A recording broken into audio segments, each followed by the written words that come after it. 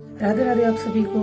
तो आज है राधा अष्टमी और आज हम राधा अष्टमी मनाने वाले हैं और अभी बज रहे हैं फिलहाल सुबह के 3:45। आप देख सकते हो 3:45 बज रहे हैं। यहाँ पे मैं नहा के आ चुकी हूँ और अब मैं अपनी सारी चीज़ों की तैयारी करती हूँ और मैं आपको दिखाती हूँ कि हमने किस तरीके से राधा अष्टमी का उत्सव मनाया। आइए चलिए शुरुआत करते हैं। तो शुरुआत होती है हमारे घर के मंदिर से। यहाँ पे सबसे पहले आप दर्शन करिए गणपति बप्पा का, लक्ष्मी मैया का।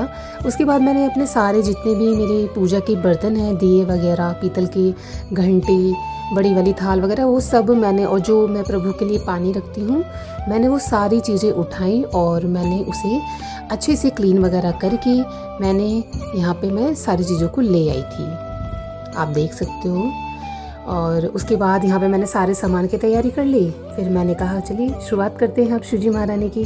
तो यहाँ पे पहले हमने पंचामृत बना के रख लिया था, थाली तैयार करके रख ली, पानी हमने जल रख लिया एक लोटे में। उसके बाद हमने अपने शिवजी गिरधर को यहाँ पे बिठाया और उनसे खूब मतलब हाथ जोड़ के विनम्र भाव से हमने बोला कि प्रभु स्नान के लिए तैयार रहें।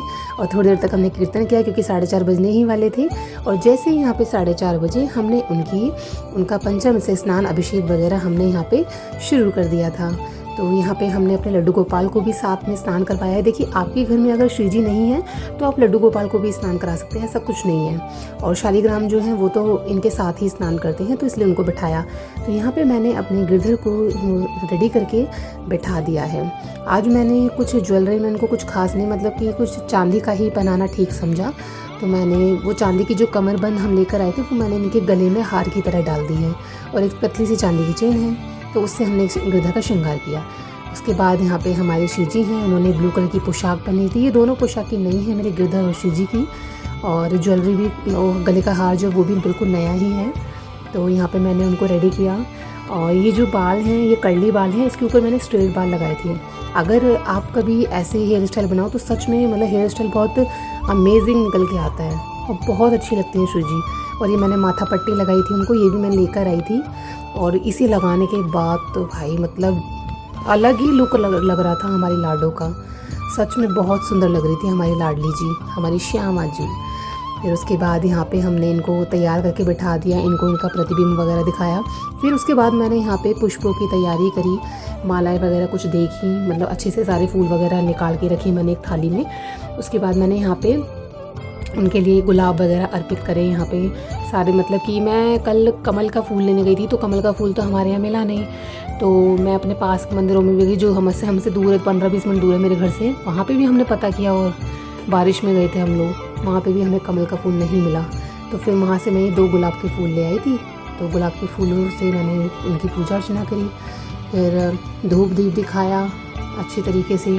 और देखिए गुलाब भी सच में बहुत सुंदर लगता है। मैं 2 गुलाब लाई थी, एक गुलाब मैंने शिवजी को दिया और एक गुलाब मैंने अपने गिरधर को दिया। उसके बाद मैंने यहाँ पे कुछ फलों का और मिठाई का भोग लगाया।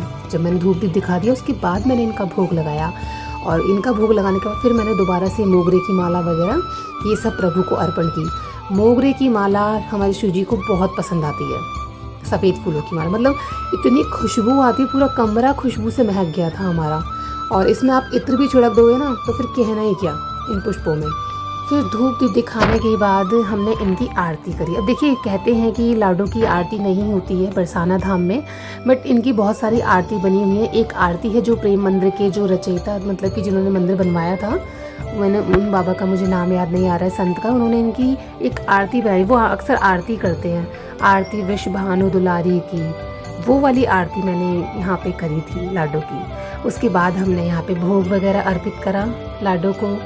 हमने सारी चीज़ों का भोग लगाया जो हम लगा सकते थे। वो क्लिप मैंने नहीं ली थी भोग की।